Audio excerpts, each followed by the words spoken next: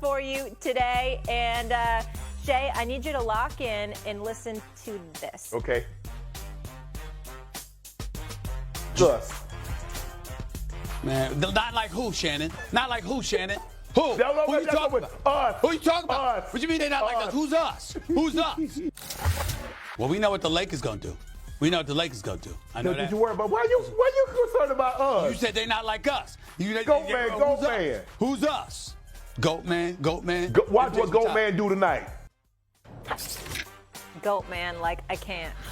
Shannon, just want to point out some details for you, okay? So LeBron had 18 points, 8 assists, but also 7 turnovers as the Lakers lost last night to the Spurs 126-102.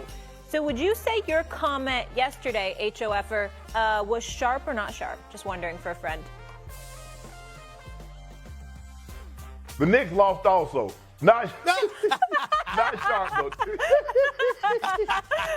That's the best answer.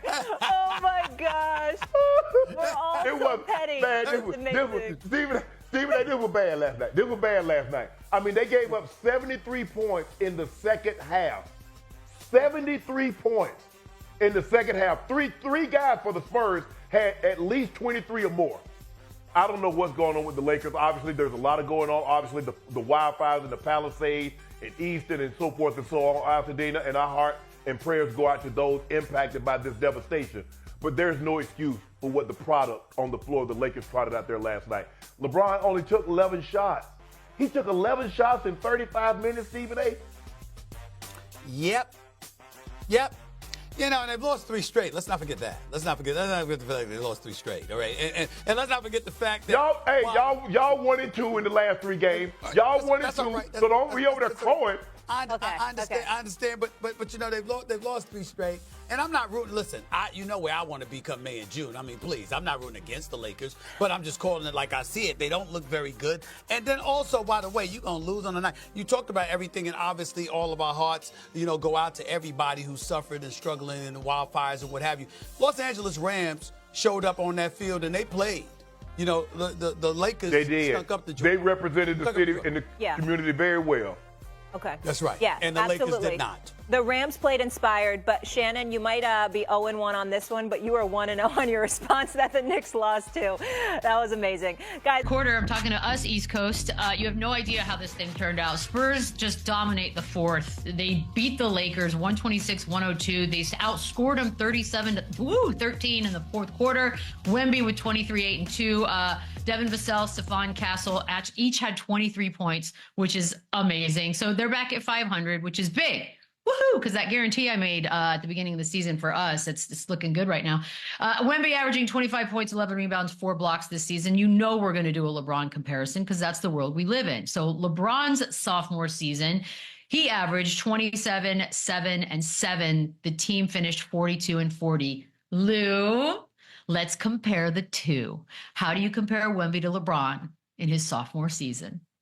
I think he's doing a great job. You know, I think if we're going to do a head-to-head comparison, I still feel like LeBron gets him, you know, just simply based on the expectation level. We know what Wemby is going to be and what he's going to represent in the future. But when LeBron James came in this league, he was the undisputed face of the league. There was no question about it as an 18-year-old kid. So, and you look at the groups, right? You know, LeBron James played with Ilgauskas, Drew Gooden on that group, DeJuan Wagner, Jeff McInnes. These are guys that felt like they could all be the best player on that Cleveland Cavaliers team. And eventually they had to realize that, this 18, 19-year-old kid is going to be the guy that's going to lead us to a lot of success, and we got to follow his lead. So for a young guy to have that type of demand over his teammates and for them to be down with it, that tells you what his impact was at that time. Wemby is still filling out his case, and he's playing with a lot of other young guys. So the two expectation levels are completely different for these two guys. But make no mistake about it, Wemby is he's on the doorsteps of doing something very special in his very young career. Now, I will give him this.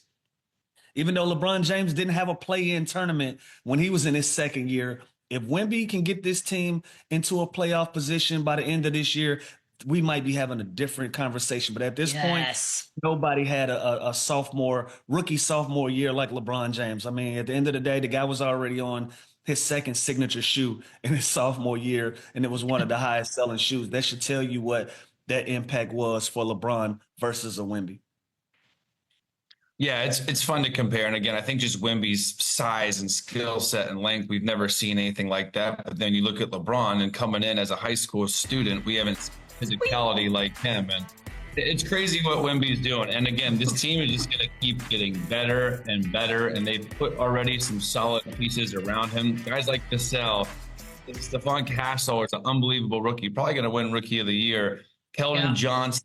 They have so many of these young guys to grow with him. And then they have a lot of other guys that are watching from a distance, a.k.a. De'Aaron Fox, a.k.a. one of these other guards that would love to come and play with Wemby and kind of be that setup guy for him, be in this San Antonio system. So it's fun to compare. Now, listen, LeBron in 2007, a couple years after being drafted, took arguably the worst team to ever go to the finals, to the finals early on in his career. So can Wemby do that? Can he now take that next?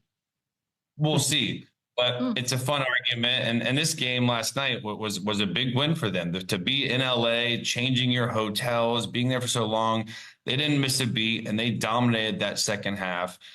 This is a big win for them, and it's always fun to see two greats going up against each other. It's crazy to call him a great in his second year, but there's no doubt about it. He is a great, and he is going to be a great. I mean, I kind of felt bad like that. I thought for sure that was going to be a Lakers win, given everything, obviously, that's been going on the West Coast. So kind of a crazy win to have a fourth quarter like that. But let's talk a little bit about LeBron, because he is still optimistic. And I get it. You got to answer these questions, and you got to be careful how you answer them.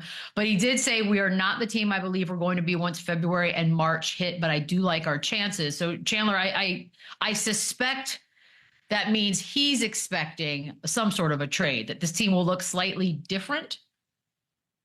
I think they're exactly where we thought they'd be, right? I don't know where the confusion is. They're kind of a middle of the pack team. They've went on some nice little runs. Anthony Davis has been fantastic for the most part. And LeBron, the fact that he's even this productive this later in his career, it has been impressive. But the Dorian Finney-Smith move, I like it just because I do feel like D'Angelo Russell just wasn't the right fit there from jump. He was kind of the doghouse guy from JJ Redick, and you can't have too many 3-and-D players like Dorian Finney-Smith, who I love. I don't think that was the move that, now the Lakers are a contender. That didn't really move the needle like that. He's a great building block. He's a great role player for this team. But yeah, everyone knows they're still a star piece away from kind of being that contending team. LeBron James, you can't expect him to carry the load